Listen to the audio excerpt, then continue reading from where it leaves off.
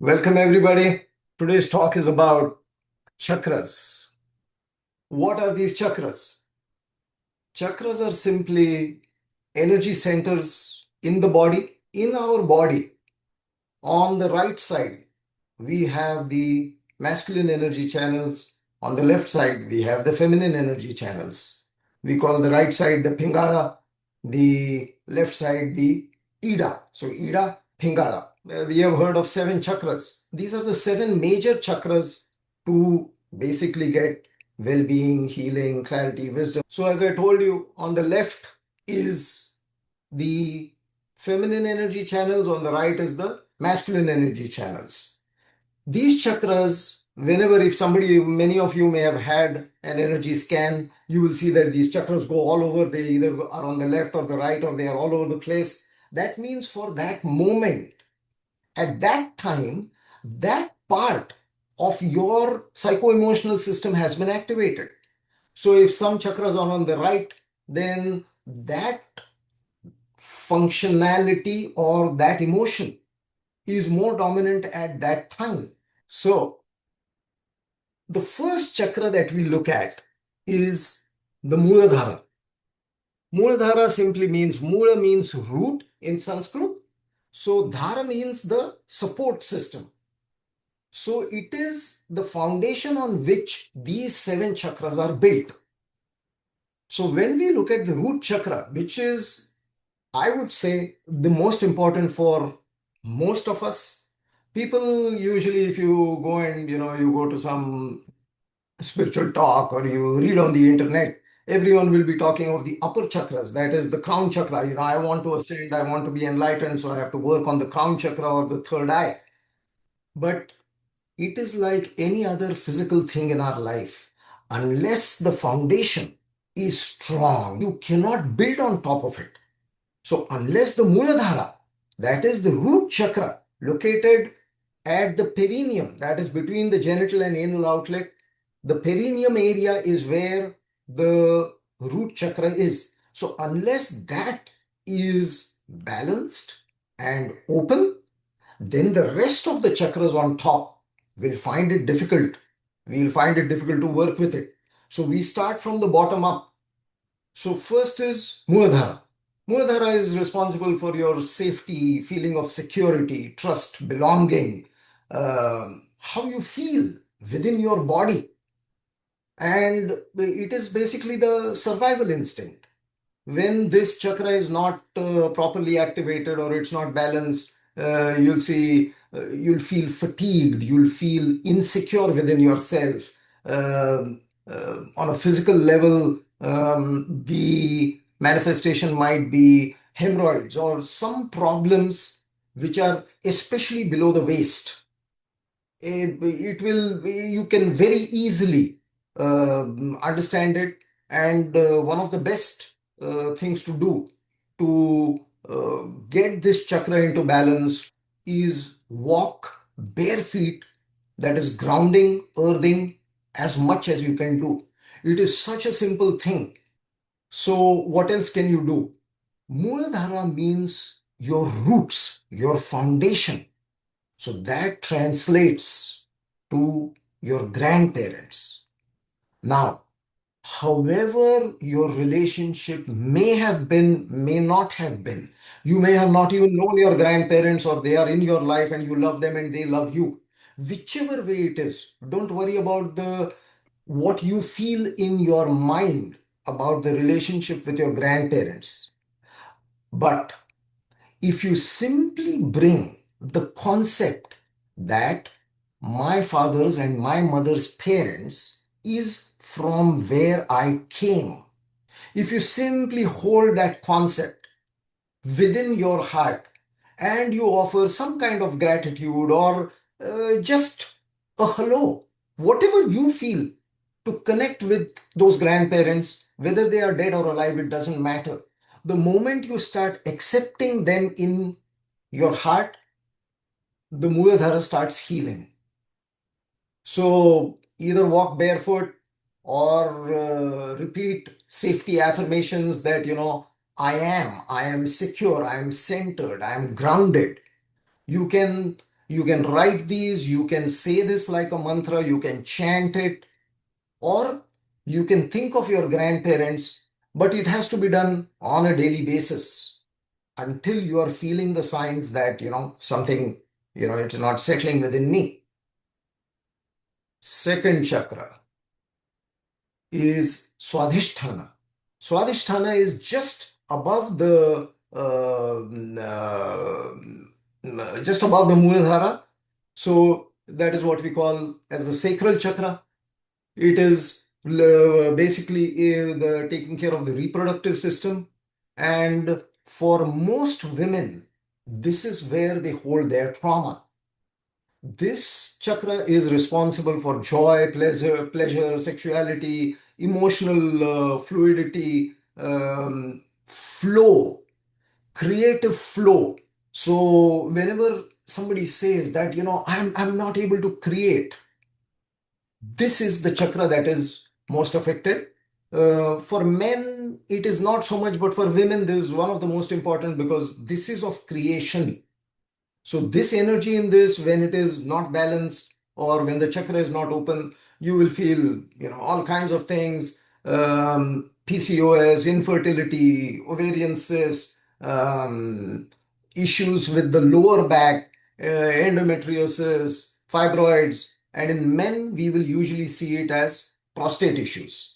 So whenever this is coming up, the best way to work with it is free free dance. What is free dance? Free dance means you just let your body move the way it wants to. Usually when somebody dances, they will have a concept as to how I look best in these dance moves, and we will try to be, trying to conform ourselves or fit into something. But this is one time when you let go of that and you simply allow your body to move just the way it needs to move. I don't like to recommend this, but it is one way that you can bring balance in your sacral chakra, and that is by maintaining healthy boundaries. What I mean by healthy is not that if somebody is troubling me, then I keep him out of my life or I keep her out of my life. No, that is not what I'm recommending. If somebody is troubling you, they are here only to serve the lessons for us to learn. So don't avoid those people.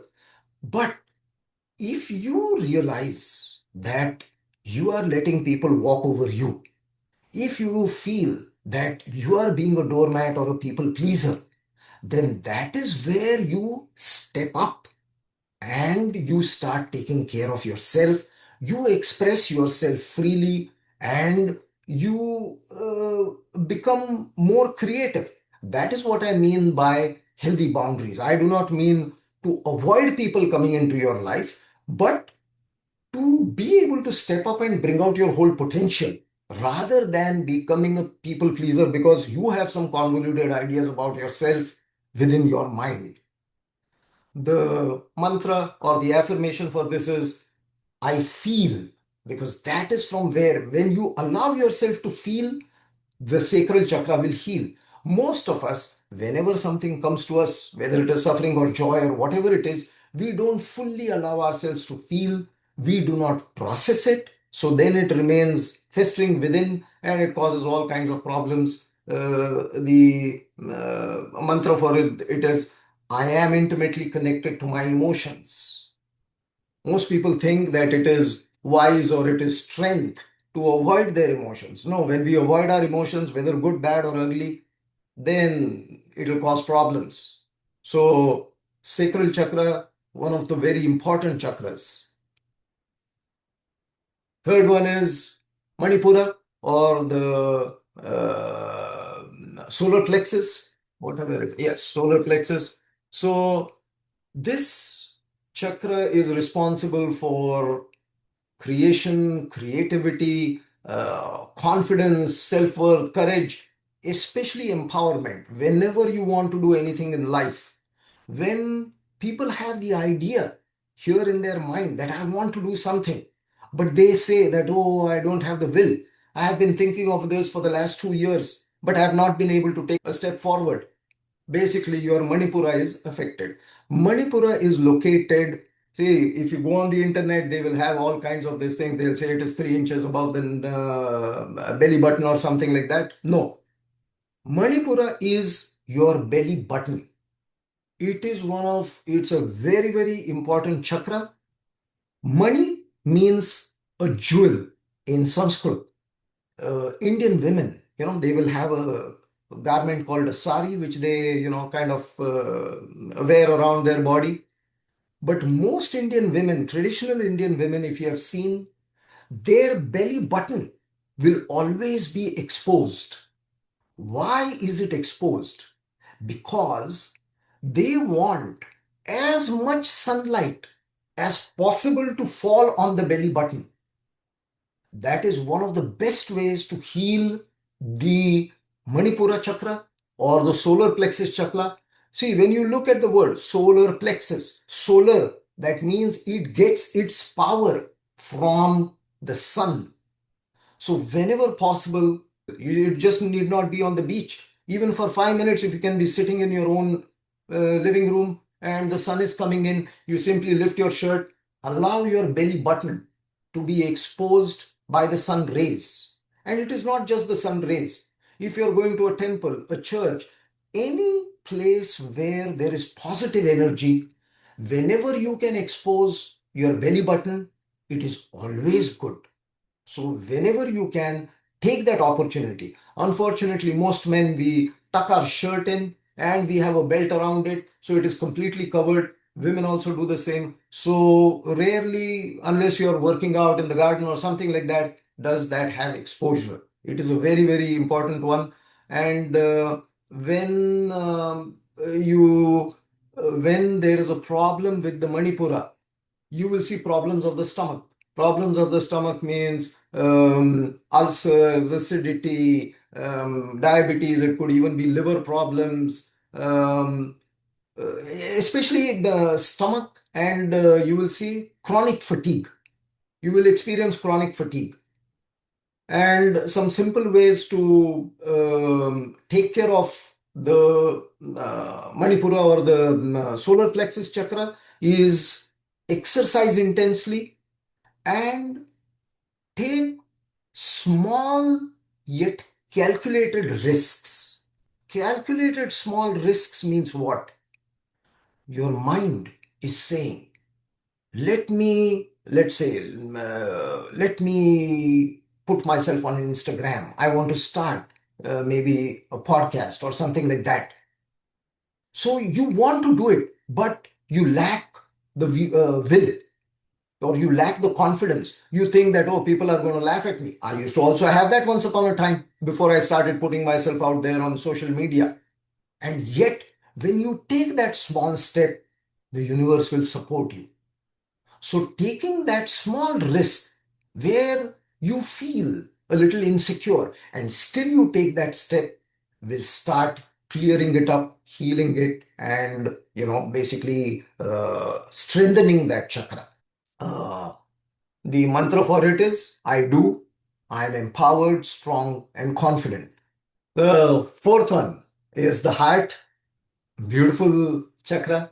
Now, if you see, there are three chakras above the heart chakra and three chakras below the heart chakra. Okay, we in Sanskrit call this the Anahata. The meaning of the word Anahata is simply the sound of the unstruck. To the logical mind, we will think that there cannot be a sound without two objects striking each other. So, what does the sound of the unstruck mean? That's the magic of this, because it connects the three lower physical chakras with the three upper non-physical chakras.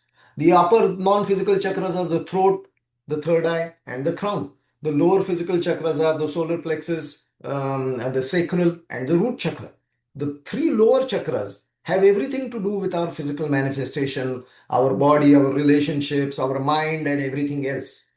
As we transcend from the heart chakra to the throat, third eye, and the crown, now we are looking at the non physical dimension.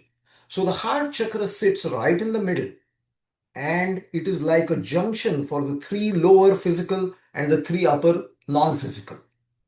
The When the heart chakra is balanced, the experience and the perception of what we call as love, sometimes unconditional love, gratitude, appreciation, acceptance, all these things we will experience in a beautiful way.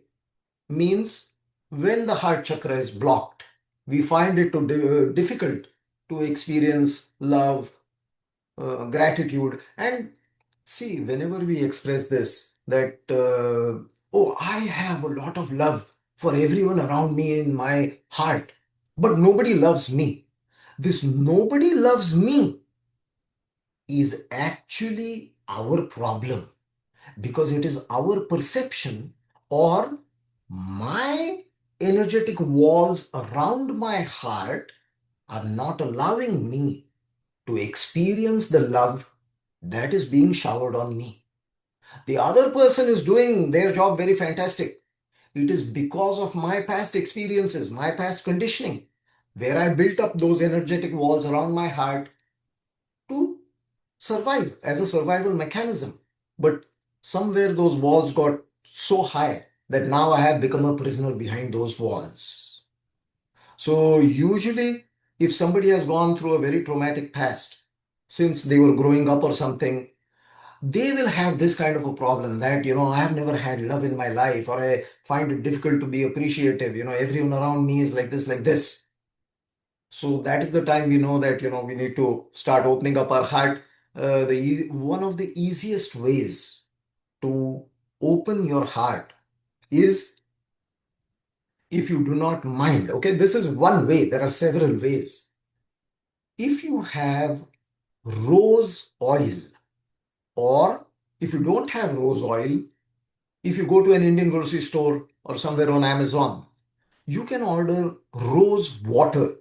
In the Indian grocery store, it costs about $4. We use it sometimes in our food to flavor some desserts or something like that. But the better use of that is, every day after your shower, if you put a few drops of rose water on your palm and then just put it on your chest. If you want the exact position where the two rib cages meet, there's a soft spot.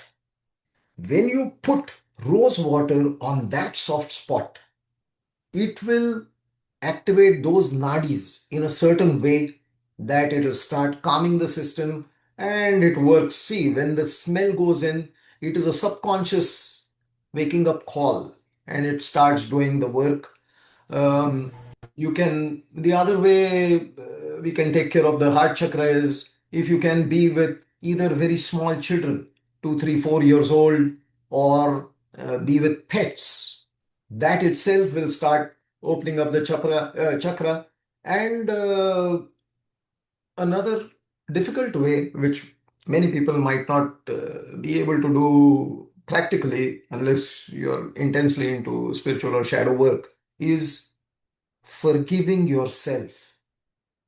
Forget forgiving others.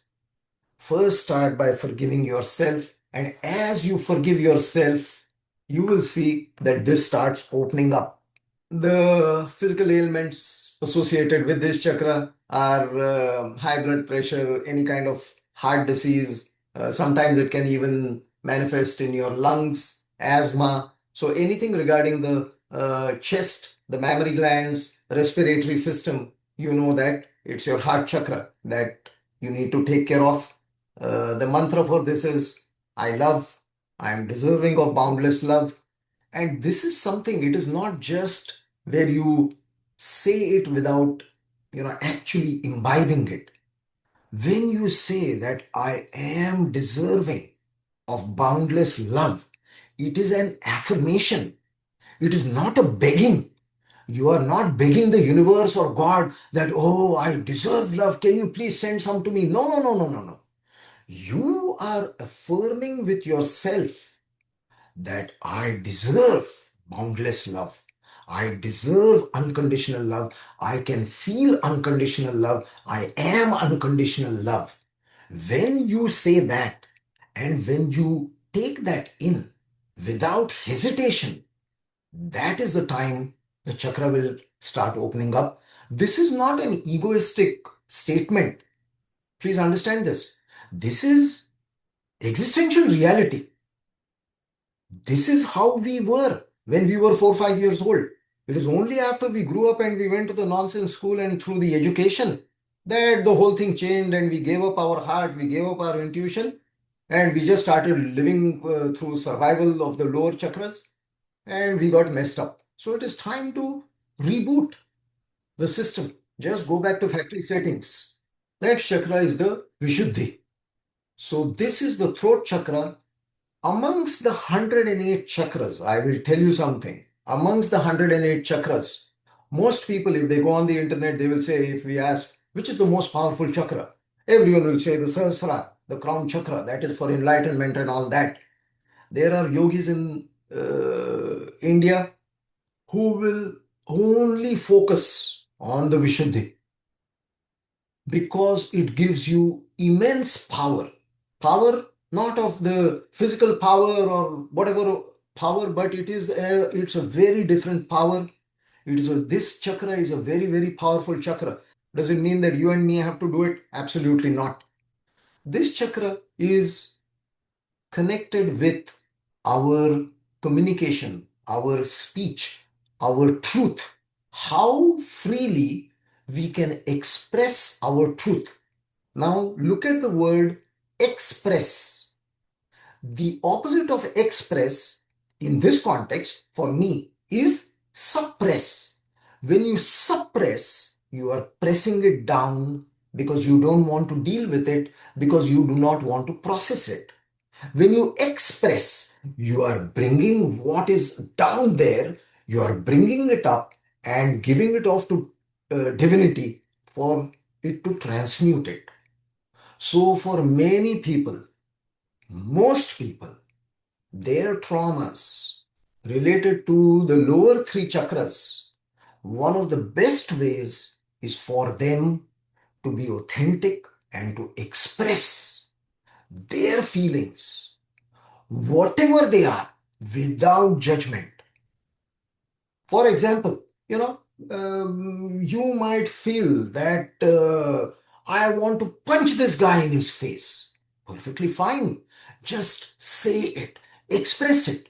Not that you're going to follow up on that action, that all of us have that much sensibility that, not to do something like that. But when we do not express it and we keep it within us, bottling, pressuring it, that is the time then it starts festering, rotting. Then it will find its expression in all deviated ways that we don't want to. So, expressing your truth without any shame or guilt or fear is extremely important. Extremely important.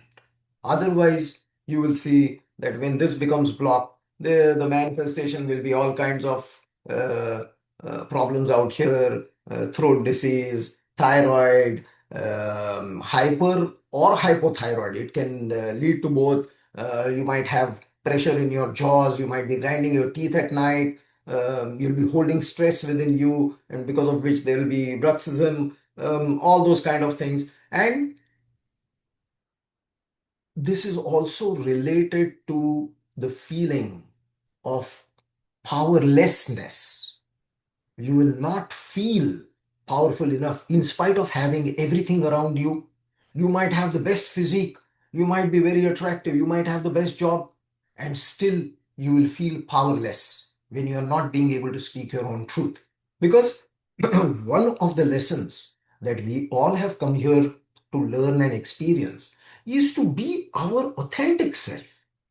But since growing up, we have been conditioned, programmed to fit into society's box. Then we are trying to make ourselves fit. Neither are we happy, nor does society realize that we are putting in that effort. Nobody is happy. We are the only ones who are suffering. So, wherever you can, in gentleness, with compassion, with kindness, speak your truth. Speaking your truth does not mean that you're going to step on somebody else's toes. And if they cannot handle your truth, that is their lessons that they have to learn. That is okay. But still, compassionately, with kindness, with authenticity, speak your truth, express yourself. And one of the biggest things that comes in between us and expressing our truth is not just society, but primarily it is our judgment system, where we have concluded that, oh, this is good, this is bad, this is right, this is wrong. When all those things happen, then you will not be able to speak your truth. So please, as much as possible, speak your truth. The mantra that goes with this is I am speaking my truth confidently. That confidently, and of course, because this is, I wanted to keep this short, I did not put a long line out there or something, but I speak my truth confidently and compassionately. Sometimes there might be a person who might not be able to understand your truth or, even take your truth. So, with compassion, we choose our words. Yet, without compromising, we share our truth appropriately.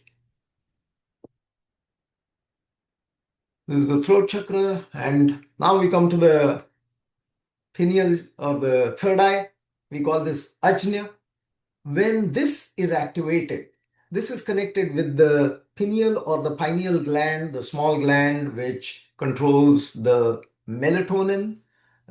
So, just before going to sleep, the melatonin or the pineal gland starts switching the serotonin into melatonin and putting us into sleep.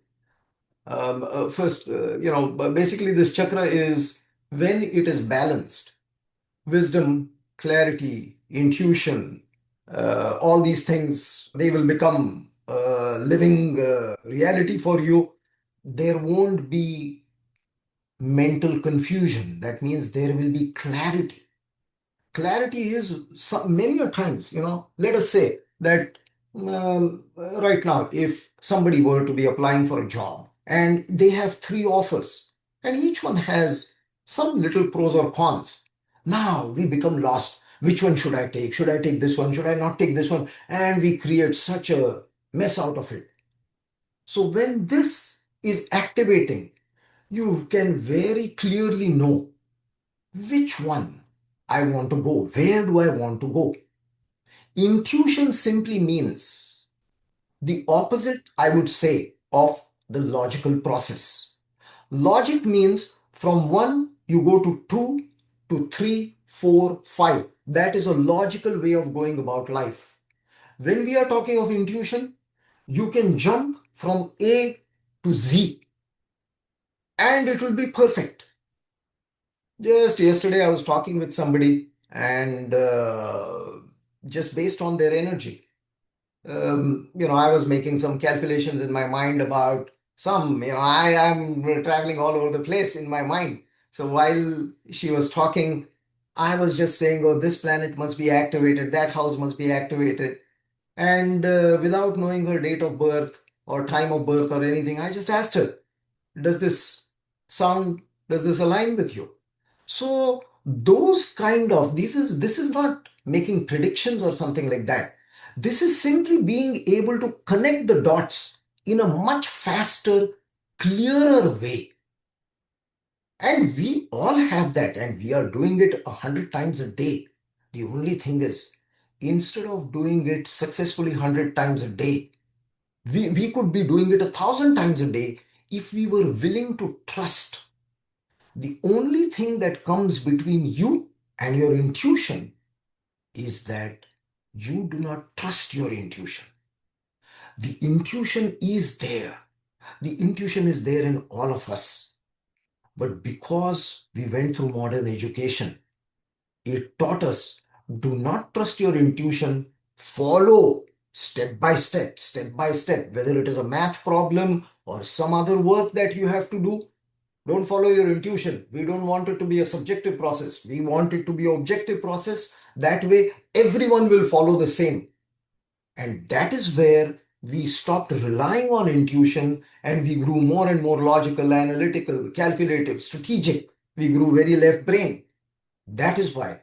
So to heighten your intuition, a few things that you can do is, of course, avoid fluorine as much as possible.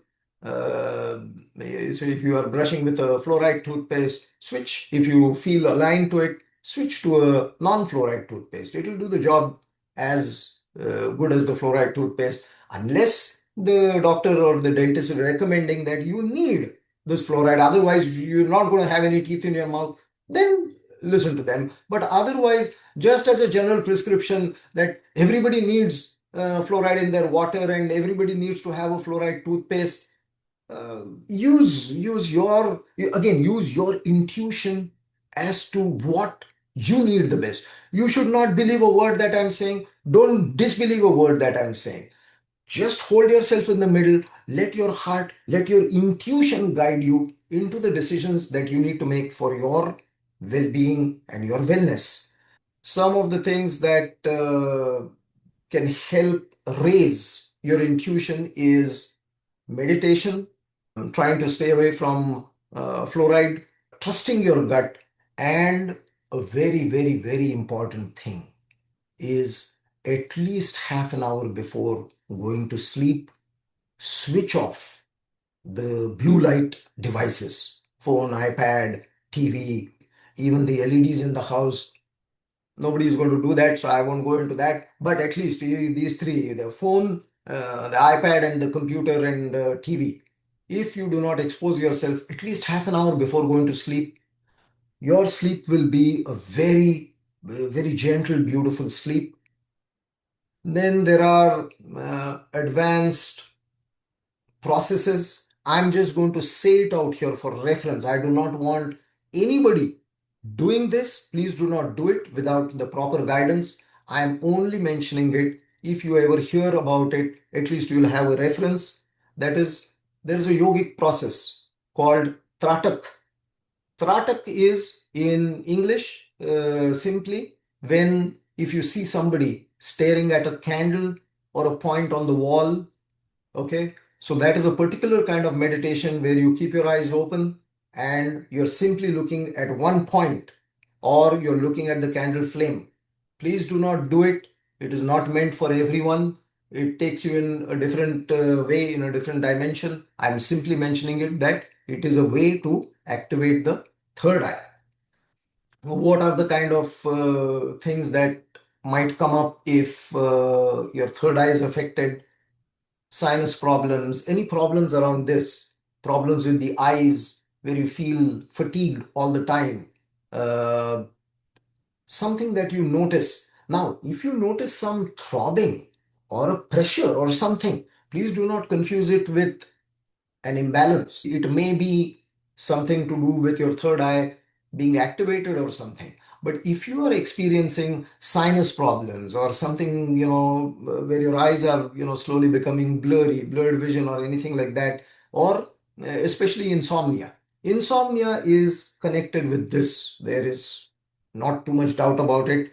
Just for getting insomnia, two, three things if you do, you can really start getting it back into routine. Switch off the devices half an hour or 1 hour before sleeping. It'll take good care of you.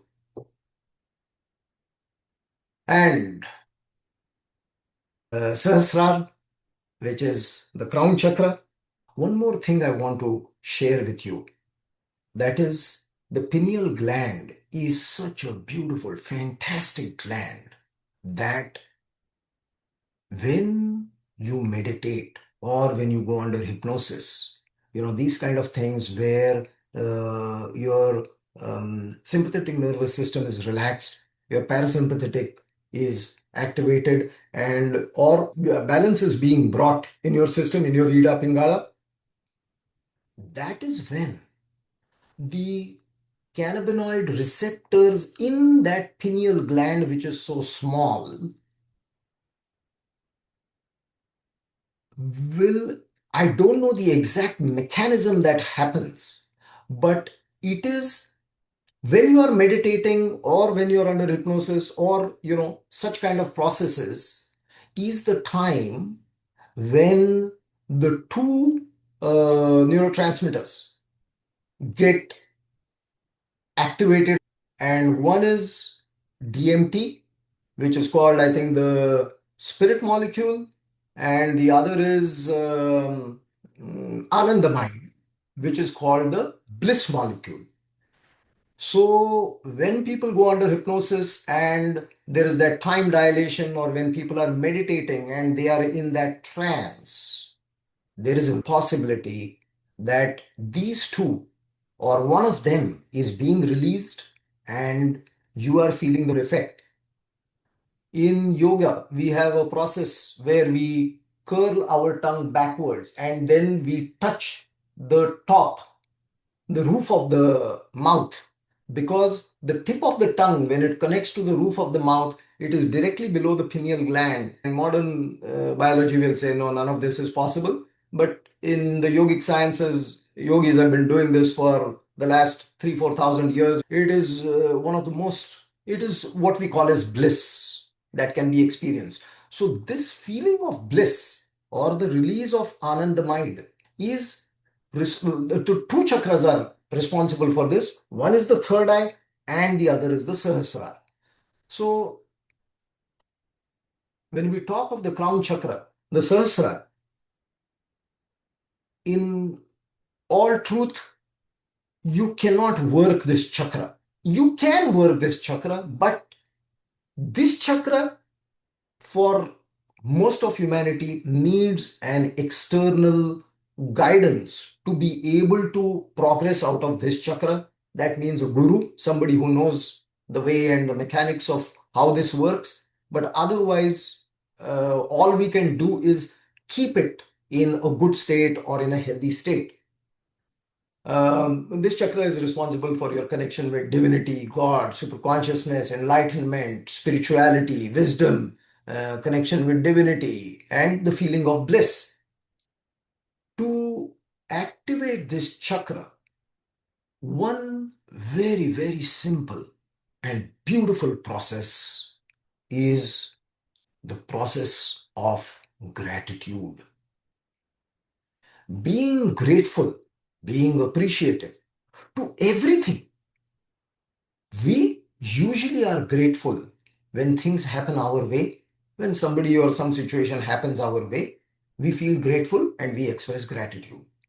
But what is more important is expressing gratitude when life is not happening your way. That means when you are in pain, being grateful to that pain. This sounds totally counterintuitive. I totally understand it. And yet, when you start doing this, when you build it into a muscle memory, that I am grateful for anything and everything that happens in my life, what you are doing is you are sending a signal to divinity that I am truly in acceptance of everything just the way you created this reality, just the way you created this universe.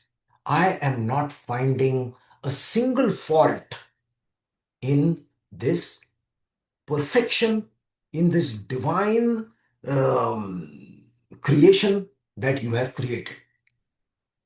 When we stop finding faults, this starts blossoming. And that is why the easiest way to do it is gratitude, appreciation. Every time, just be grateful to anything and everything, especially to people and situations which are not happening your way. And some of you might be knowing Louise Hay. She was a beautiful, beautiful, beautiful being. She's no more, but she used to have, she used to recommend this, that take a post-it and on that write, fake it till you make it. Oh, are you asking us to speak the untruth? If this is going to help you transcend, do it, because you'll be doing something excellent for yourself.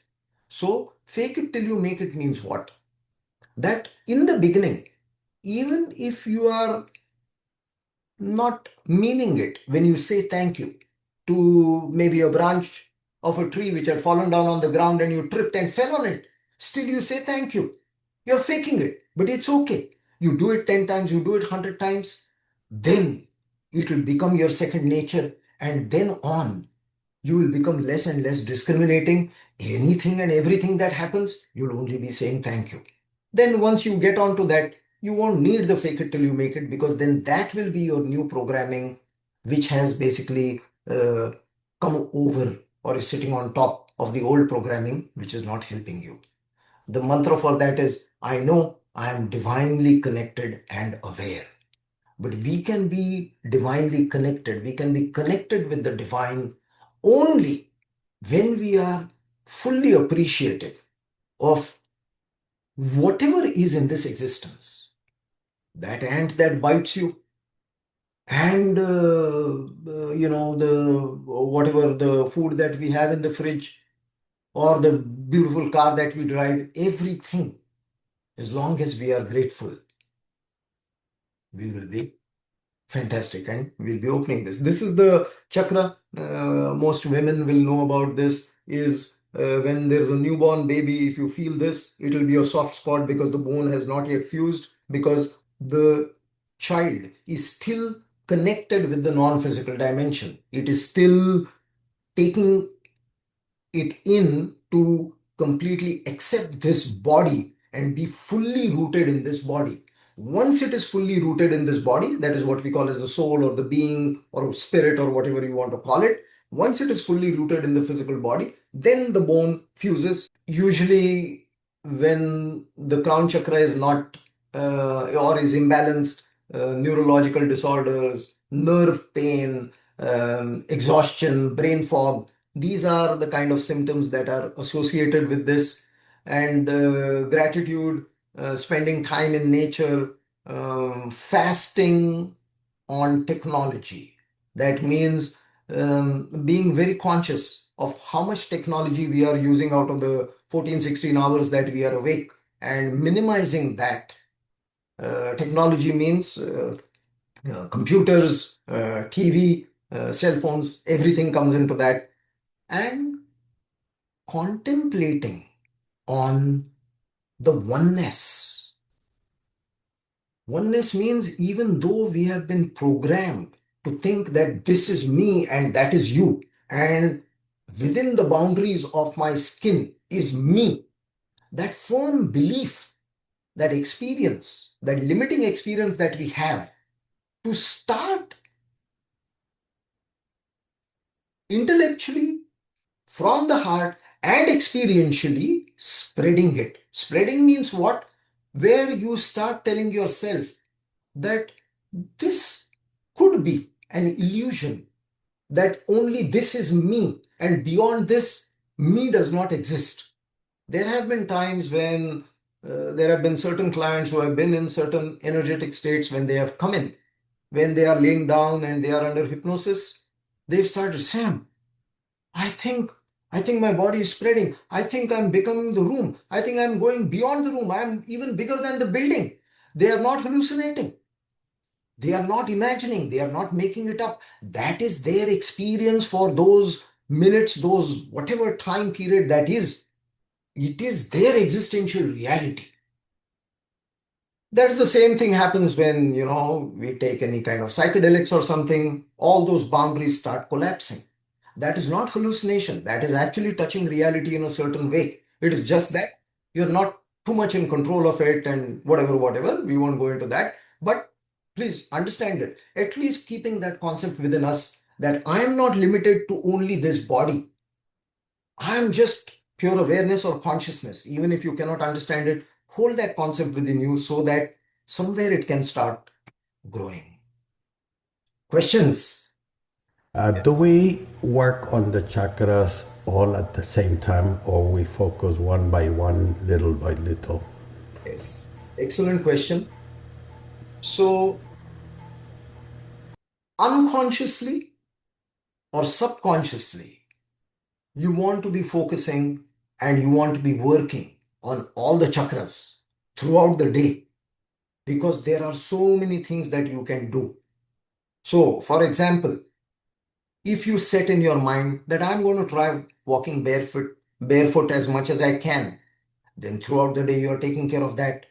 Like that, one by one, if you incorporate all these practices little, that I'm going to limit my exposure to my laptop. I'm not going to sit at it endlessly. So little by little, you're taking care of all your chakras. But at the same time, my suggestion to you would be that based on today's talk, just sit with yourself, contemplate as to which do I feel out of these seven that pops out to me or grabs my attention. Go with the first thought that comes to your mind. Don't try to analyze it. Don't try to sit with all seven, stare at it and say, is this more important? Is that more important? I need to make more money, or I need to heal my abdominal, this thing. Whatever, whichever is the first one that pops out to you, you say, okay, this is the one that needs the most help.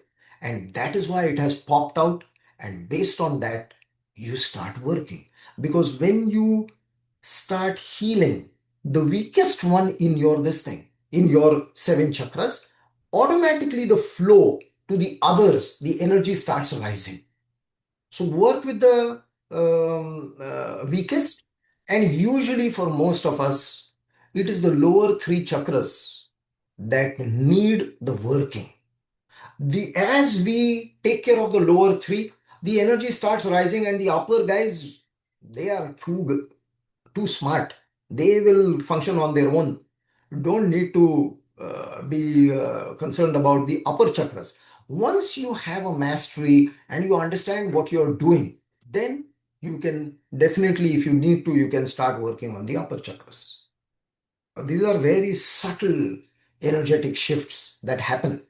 Now, another important thing to remember is energetic shifts from any energy process are usually subtle unless the energy has built up, and then it goes into two directions. We won't talk about that just now, but for most people, as we start working with the chakras, the shift is very subtle. So you have to be focused on how was I feeling 3 days ago. Now that I have started doing these things for myself, what kind of a subtle shift am I noticing? And the moment you notice that, you thank it. If you are not noticing it, then say that it must be my left brain, which is afraid that I might transition and it is not allowing me to feel it. But I know that it is happening somewhere within me, and it will take me just the way when I take a vitamin tablet. Let's say if I take it on a daily basis. When I take a tablet, do I feel any difference in myself? No. And yet, I keep taking it for months together. But I know somewhere that it is doing something. It is getting the B12, which I don't have. It is getting some D3, which I am lacking. And it does its job. So have that trust within yourself that when you're consciously doing some work, the shift is happening. If you can notice it, fantastic. You cannot notice it, it's okay. Don't worry about the fruit. You keep watering the plant, keep fertilizing it, keep weeding, taking out the weeds. And one day when it starts blossoming, you will have more mangoes than you can eat. So simply keep doing it. Did that answer your question? Thank Thank you. Very good. you. Appreciate it. Absolutely. We spoke about hi. Good Hi. morning, everyone.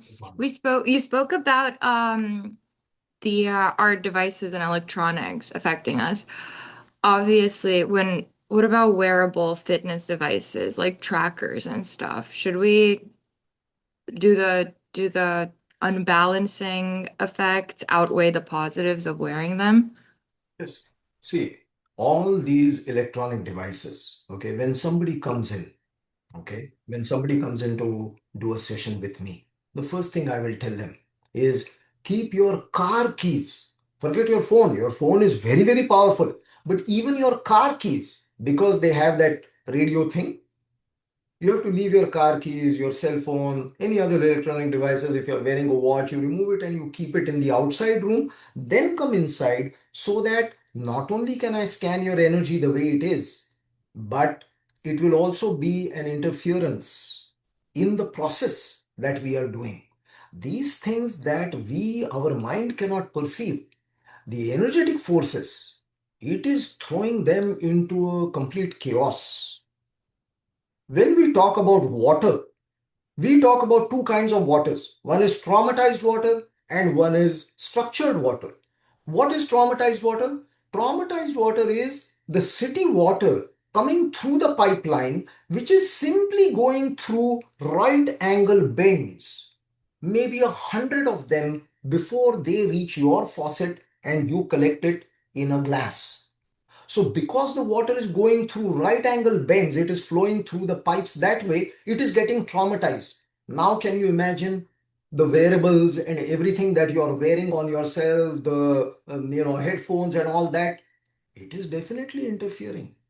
So, but we also understand that we are living in this kind of a society, so we need some comfort, convenience, and that is why we do all these things. That is why when you start becoming conscious, instead of wearing it 24/7, you might say that I will wear it only when I am jogging, or when I need to monitor my blood sugar, I will wear it. Rest of the times, if I don't need it, I will keep it away. Same way, this, forget wearables is, at least it is very potent because it interferes with the vibration. The simple shoes that we wear, because they have rubber or whatever artificial soles. I just made a Okay. joke. I said I took it off, like I'm done. I'll cancel it. Because I was wearing it 24/7 to monitor everything from like my stress levels to my sleep. And I don't even think is that accurate. I know. I'll cancel it right Please, now. please I know. understand the power of these devices. If you are trying to monitor your stress levels, every time you look at that and you look at that and you look at that, and it is telling you that you're stressed, you will actually amp up, because what you focus on is what you will expand energetically, is what you will manifest more and more. So in fact, if you are stressed, the first thing you should do is not have a reminder of how stressed you are. Just become aware. Okay, I'm feeling stressed. Now, where is this stress coming from? Let us say if it's coming from external, what you do? Simple thing. One simple thing you do. If you're stressed, you just move your fingers down like this, and then from the back of your ears down on the sides of your necks. Why? Because you are just massaging and calming your vagus nerve, which will send the signal to the brain, okay, it is okay, I am safe. So rather than having something that reminds you constantly, you are like a person who is sitting in front of the TV, breaking news. Nowadays, there is no normal news, there is only breaking news. So everything has become breaking news to excite us and push us into that one direction. So don't do that to yourself. So wearables, use them only when needed. Supposing you want to hear some binaural beats to balance yourself internally, you need to wear headphones. Wear them. But No, even with my headphones, they're wired. I'm very good with that. The only thing I was wearing and using that had, constant Bluetooth connection attached to me was just the fitness thing. But done, no need. yes, the less, the better. Yeah. The No, I'm less, good the with better. that too. With my phone, it doesn't, if my phone is in my room when I'm sleeping, it's on airplane mode. It's never like Yeah. I learned, No, yeah. see, you're already there, and as much as possible, you start bringing in a little more, a little more, a little more, Mhm. and that will help you. That will help you beautifully. Absolutely. Thank you. You're very welcome. Very welcome. Anybody else? Yes, hi. You mentioned briefly the Tratak. This is Yes. the candle. Yes. Like any pros and cons that you want to mention. I know maybe it's not the chakra, but just briefly, Yes. why doing it and maybe why not, or when exactly there's a Yes. time in the life when something positive or when a time when it's not. So Tratak is the spelling of Tratak is Tratak, just in case somebody wants to know. It is basically what you do is you make the room dark and you light a candle and you are staring at the candle flame and you keep your eyes open without blinking. Usually, practitioners will start maybe for 1 minute, then take it to 2 minutes, and there are people who do advanced stuff out of it. It can also be done. The same process can be done even without a candle light. You just put a small spot, a dark, let's say you take a marker, you make a round circle, a small circle, you put it on the wall, you sit and you just stare at it, and your eyes will start watering. Who should not do it? People who have eyesight problems, who have had recent surgeries, who have cataracts, who are wearing lenses, all those kind of people should not do it because that can affect their eyesight. And there are people sometimes they'll go and stare at the eclipse. They will go and stare at the sun at at 12 o'clock in the noon. All these kind of things we already know that they are not to be done and they can upset the system. So do not do it at that time. And so that is the physiological aspect. Okay, so unless you know that everything is fine, don't do it. If you're suffering from any kind of, if you're on any kind of bipolar, schizophrenic medications, you don't want to do the process because once the energy starts aligning, when energy starts aligning, it is not looking at you from the social aspect. It is looking at you from the existential aspect. And existential means that it is not going to cater to your ethical, moral, judgmental systems. It will just take you in a certain way. So, as you start doing Tratak, when the energy starts aligning within you, there will be one. There, see, most of us are living through our heads. Heads means what? We have a certain plan for ourselves. I want to earn so much money. I want to do this. I want to do that. Doing any kind of a spiritual process which is very deep can take you off that path. It might take you into, a rabbit hole. Now, if you're willing to go into that rabbit hole, that can be heaven. Most of us, we want to live in this reality and be dabbling and touching the other parts. So, Tratak, if one chooses to do, one should go in with all this knowledge, you should do your research. You should put in, why should not I do Tratak in Google? Ask ChatGPT, it will give you 10 reasons and then read those reasons. And despite those reasons, if you still want to do it, then that is your choice. So, a person who's grounded, but a person who's in a family situation, who wants to remain in the family in a certain way, then it is better that those kind of things are not done. There are 1,000 other ways that you can align your chakras and still, do everything nicely. Living in your family, going, working, eating, drinking, having a few beers, all that is possible. And there are energetic processes which will keep aligning you and keep supporting you and which will not throw you off. But Tratak is very powerful. So read up on it.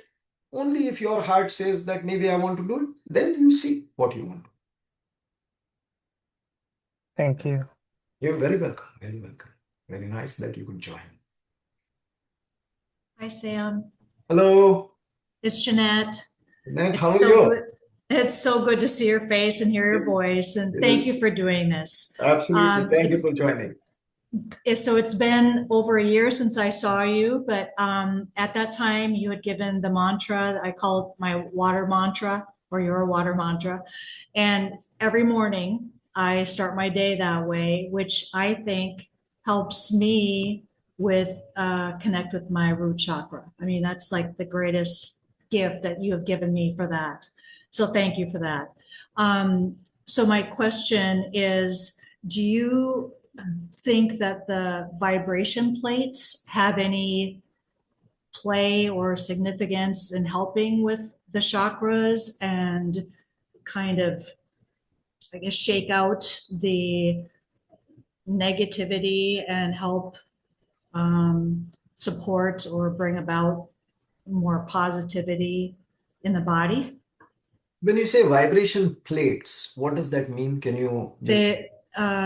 Their lymphatic drainage they help with. They're a thing you stand on and they vibrate, and it's a whole body vibration thing. So you can do work. You know what I'm talking about? Yeah. So I will tell you, okay? And this is my opinion, need not be right. You have to decide what is right for you. Now, you are asking me this, and I don't know for what reason. I was thinking of this yesterday. It just came into my mind. There was no reason, no logical connection. So, that vibrating plate, in my little humble opinion, is good when you literally want to shake something off. But would I say that you should do it on a daily basis? I would really say you should not, because when I sleep, and even in summer, yeah, I'm sure people will find this quite this thing, but this is my reality. This is the way I do it. Even in summer, I rarely, as much as possible, turn on the AC. I will have the fan on. I will have maybe two fans facing me and keep the windows open so that the cool air comes in. As much as possible, I will avoid the AC. Why? Not because it is cold air or anything like that, but because the vibration of the compressor in a certain way starts interfering with your vibration. So as you go deeper and deeper, because for me, this is all that I do, this is my life. So I go more and more into it. For regular people, they don't need to think about AC vibration and all that, but any vibration and every vibration is either working for you or is working against you. So it could be a sound bowl. What is that? A vibration. But that vibration is calibrated to certain hertz for it to be conducive for you. Or if we take a tuning fork, we hit it and we put it on your Anahata or your heart chakra, it will do wonders for you. So certain vibrations are useful. Now, when we look at the 7 chakras, every chakra is associated with a certain vibration. So for example, the lower root chakra, root and sacral chakra, it is associated with percussion or drums. That is why you will see that when we are, and I'm not trying to say this in any negative way, it is just the way life is, okay? That when you play the drums, let's say you go to let's say there's a party. In a party where you want people to dance or where you want people to be passionate and maybe express their creativity, what are we doing? We are, there's all, now without knowing the sciences, the music that will be there will be based on drums. Nobody is going to play a flute and expect you to start dancing in a party. Nobody is going to play just a violin and expect you to dance. It will be drums. Why? Because that vibration triggers the root chakra, the sacral chakra, and to some extent the solar plexus. As they start becoming string instruments, now you're coming towards the heart. And as they become wind instruments, you start going towards the top. So there are certain sounds, certain vibrations which activate certain chakras. So everything is doing its work in some way or the other. That is why if you take a pot in your kitchen and you just bang it with the spoon, we'll call it a noise because that vibration is not conducive to us. But you take a drum which has a skin tightly this thing on it, and you strike it with something, this will be good. Why? Because it is activating a certain way, a certain thing within us. So on the vibrating plate, try to use it only when you feel necessary. Don't do it on a daily basis. That is what I feel. See, even with water, I will tell you the way. So this is the water that I drink out of the blue bottle. Okay. Now, what I do is in the night, I will fill this bottle and I will simply let it sit on the countertop. Why? Because whatever memory trauma it is carrying, it will dissipate in those 8 hours that it simply sits still. Then in the morning, I will place it outside in the sun, let it solarize or get it structured, and then throughout the day, I will drink it. So vibration is everything. This, what we call as material, is just atoms vibrating at a certain pitch.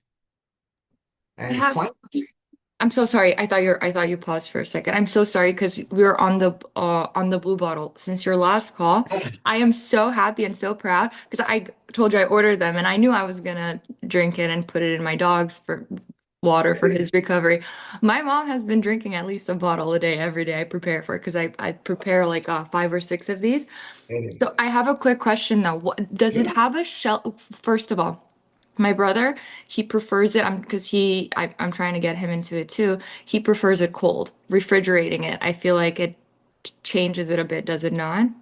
the moment it goes in the refrigerator, the vibration of that refrigerator or the compressor is going to kind of disrupt a little. Well, yeah. And So, uh and does it have a shelf life too? Because for example, like the other day we drank it was only my mom and I home. We drank 4 of the 5 bottles between the two of us. And then the last bottle, I kept it until the next morning, but I wasn't sure about it. yeah, so the energy in that, usually it can retain the energy depending on the surrounding areas also. It can retain the energy. Can you explain the blue bottle water? Yes, I will definitely explain. It can retain the energy for about 4 to 6 hours, depending on the surroundings. So I think Laura was asking, can you explain about the blue bottle? So this is a glass bottle and it is blue in color.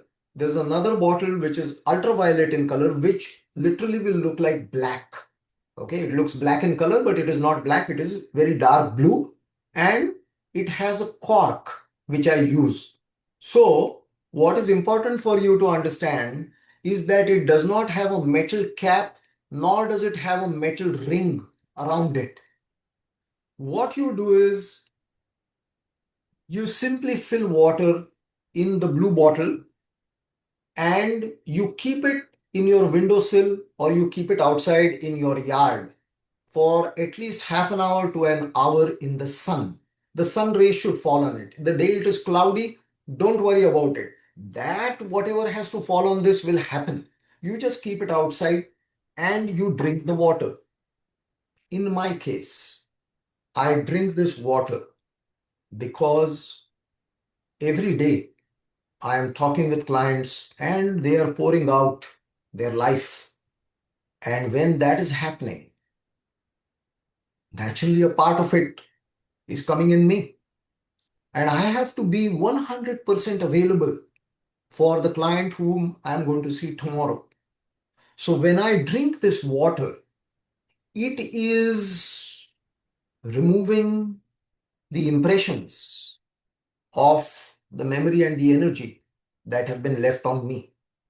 How can it help you? When you start drinking this water, you will realize you just do it consistently for 44 days. Every day you drink structured water. You will see a shift in your energies, especially past traumas. The way they had a tight grip on you, it will start loosening up a little bit.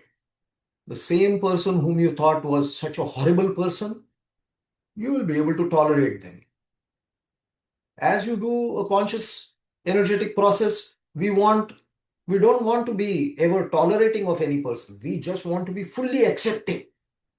And as you continue to drink this water and do the work within yourself, from toleration, you will go to acceptance. But toleration is the first step. I have like a testimonial for the water. My dog's been recovering from a spinal cord injury for almost 2 years. He's been semi-paralyzed. I'm helping him relearn how to walk, and his anxiety was pretty high. He's been drinking the water for a little over, it's 2 weeks now. It's 2 weeks now. I took him to the ER the other day because I thought he was sick because he was so calm. He was just calm and way more peaceful. He's still a happy dog. He still gets excited to see everyone, but it's like night and day. He used to scream if I left the room, if I left him for 5 minutes, he would scream until I came back.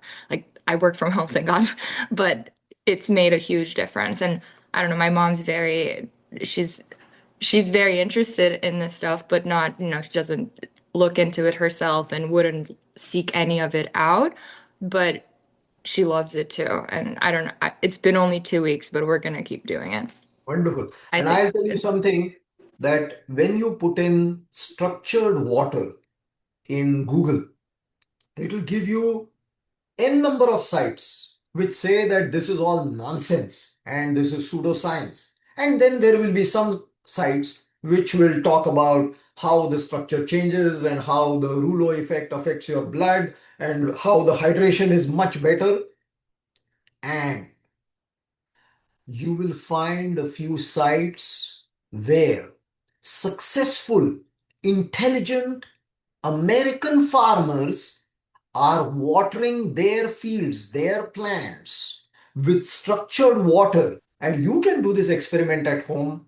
You get maybe, two small tomato plants, maybe from Home Depot. You water one only with structured water. The other one, you just water it with, water coming out of your faucet, and see what is the difference.